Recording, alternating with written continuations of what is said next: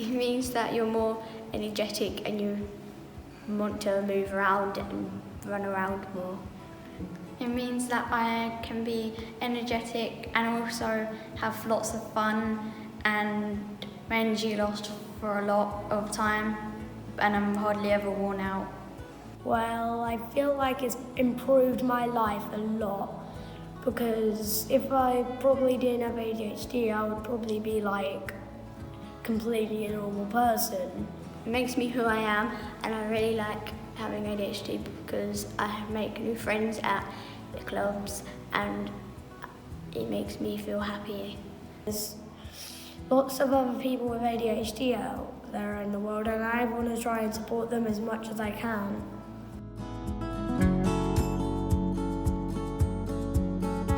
When you're initially sort of told that your child might have ADHD, the immediate thought is fear, and it's complete and utter not having an understanding of what that means, how that is going to affect your child, how that's going to affect you as a family, and what your next steps are. So when you start going down the process of getting a diagnosis, that can be quite intimidating. From a support group's perspective, what we try to do here is to allay those fears, is to reduce the stigma. But the parents that I've been supporting over the years that have gone through the QbTest process have all said how much it enhanced their ability to get that diagnosis and get the support quickly, because then they can go back to the school, they've got the evidence, it's pure evidence, black and white, right there, that they can then say, right, we have this diagnosis of ADHD, now can we get the support that we need for our child?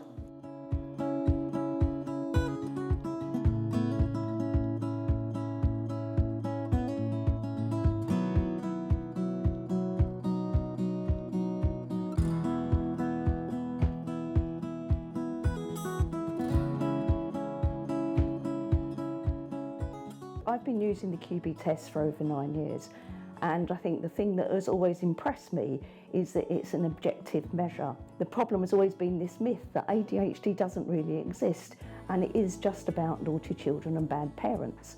And for me, one of the reasons why that myth has continued is because there hasn't been any objective evidence, and we've been very reliant on subjective methods such as questionnaires and observations, rating scales, and just reports from parents and school. So the QbTest is the first real, almost investigative process which has allowed some objectivity. And the advantage has been that the parent and the child can actually see the outcome of the test. I should also add that it's particularly valuable when it's a non-diagnosis of ADHD. The confidence in technology is such nowadays that if the computer says no, it's not ADHD, the parents are much more accepting of that, and we're having much smoother consultations when that process has happened. But overwhelmingly, the ability to be able to see the result of the test and to actually compare it to a control that is age and gender matched has really proved invaluable. I think an early diagnosis is really important because the first part of any management of ADHD is about psychoeducation. It's essential for parents to understand why their child is behaving or learning in the way that they are. And that also actually accounts for the teaching staff who need to know the challenges that they're having in the classroom from that child are explainable by a neurodevelopmental issue. And so that early diagnosis allows recognition, and it allows the management techniques to be changed slightly. You can make the differences with just a little bit of information and understanding about ADHD. Because ADHD is a highly comorbid condition, very few children only have ADHD.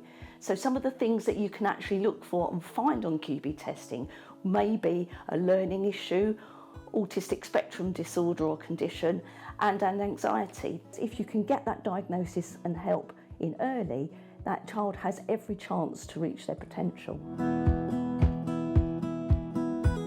Kind of, I really liked it, and I would really like to do it again because I love the little clicky dots and it's just so much fun.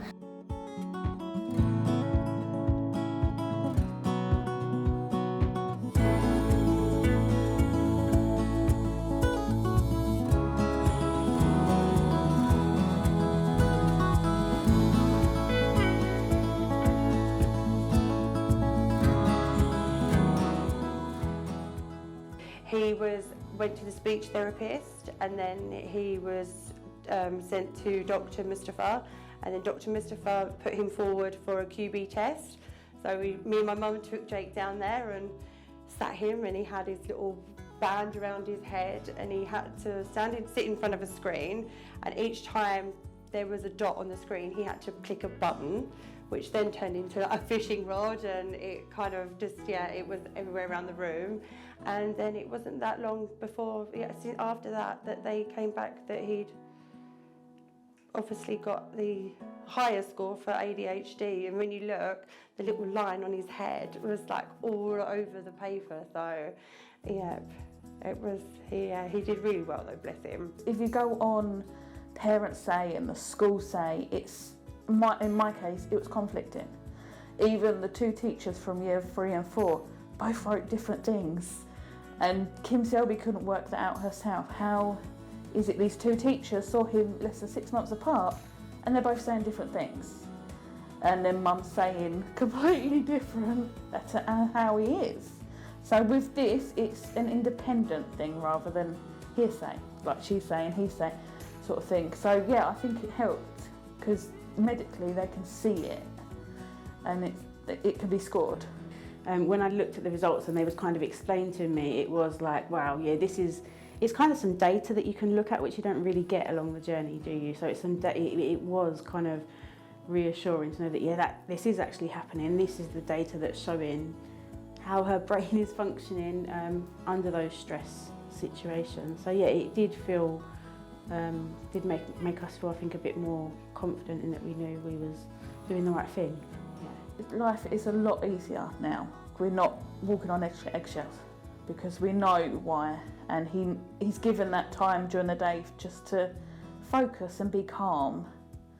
So life is definitely better now if we've got a diagnosis. Don't judge.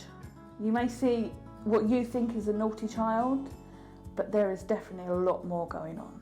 Getting a diagnosis of ADHD isn't the end of the world, and initially I did think that, and I fought the diagnosis because I didn't think my son had it. But actually, after getting the diagnosis, it was an epiphany. It was like, that's why he does that. That's why he chooses to play in that particular way, or that's why he struggles with his social aspect. And as he's grown and as he's blossomed, I've realised that he isn't like other children, and that's okay. It doesn't matter.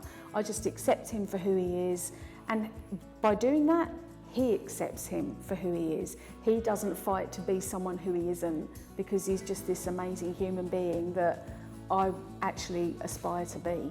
Just embrace it, yeah, the world just needs to let go of all the stigma and just embrace it, and just know there's so many great people in the world, and people with ADHD can do great things, don't hold them back.